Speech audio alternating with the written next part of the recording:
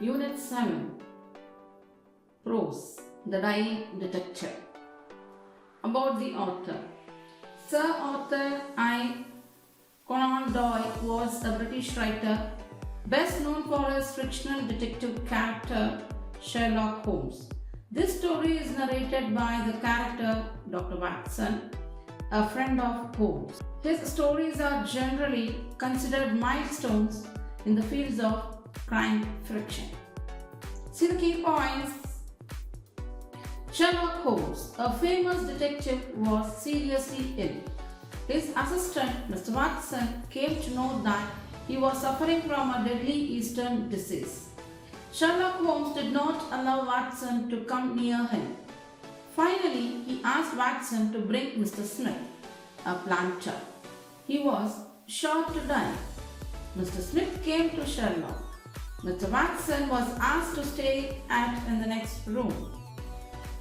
He could listen to an argument between Sherlock and Mr. Smith. They talked about the death of Mr. Victor, a relative of Smith.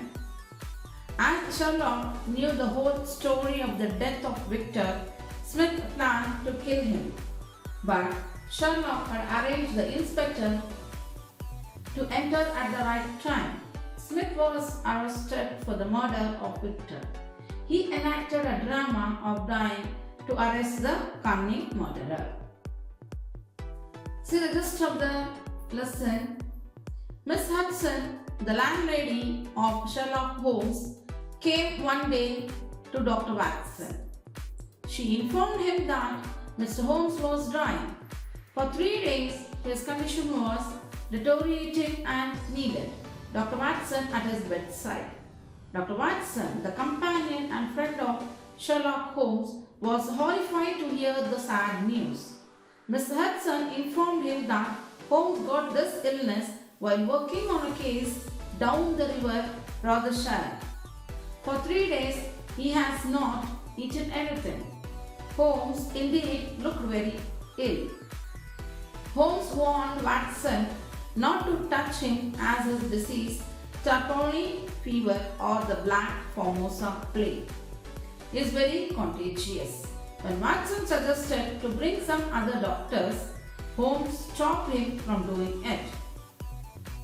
Holmes requested Watson to wait patiently for 2 hours and read books till then. Unable to settle down, Watson moved around his room and saw a small black and white ivory box with a sliding lid. Holmes shouted angrily at Watson not to touch his things. Then Holmes asked Watson to put some changes of half-crowns in his watch pocket and the remaining changes in his trouser pocket. Then he requested Watson to light the gas lamp and let it half on. Then spread some letters and papers within Holmes' reach on the table. Along with all these things, Holmes also asked Watson to place the half-open ivory box with its slided lid and the tongs on the table too. Watson, though confused by these requests, did everything. Holmes then asked Watson to fetch Mr. Cleverton Smith, a Sumatra planter, who knew about his illness better than any doctor. He also instructed Watson to tell Smith exactly how he was suffering from the illness. Then he had to persuade Smith to come to meet him. Watson should return before the arrival of Smith. On reaching Mr. Smith's house, Watson entered the room forcefully and met Smith. Watson saw a frail man with bald head. He was not ready to listen to Watson's reason for visit.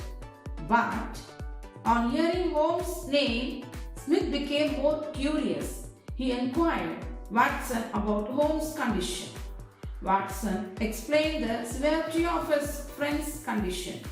On hearing this, Smith agreed to visit Holmes' house. Watson reached Holmes' house. Holmes thanked Watson for being a good friend and advised him to hide in the next room. Smith asked about Holmes' illness and its symptoms. Smith said those symptoms were the same as the dead man Victor Savage, Smith's nephew. Holmes blamed Smith as the murderer of his own nephew Victor Savage. Smith was confident that no one can arrest him for killing his nephew as there was no proof.